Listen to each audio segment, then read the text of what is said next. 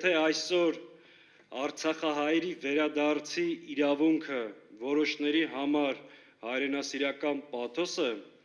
որոշների համար ընդամենը բաժակաճառ, մեր համար դա ազգային նպատակ է։ Եթե որոշների համար Շուշին դժբախտ եւ դժգույն քաղաք է, մեր համար Շուշին հայկական բերդաքաղաք է եւ ամեն ինչ անելու ենք վերադառնալու համար։ Այսօր Հայաստանի թշնամիները եւ այդ թշնամիներին ծառայող Հայաստանի իշխանությունները մեզ պարտադրում են հրաժարվել եւ ուրանալ հայկական Արցախ։ Հրաժարվել Արցախից նշանակում է հրաժարվել ծնողից, հրաժարվել զավակից, հրաժարվել քո օջախից եւ շիրիմներից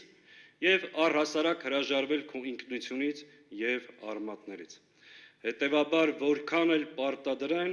որքան էլ փորձեն այս ուրացման քաղաքականությունը իրականացնել, միևնույն է չեն հաջողելու։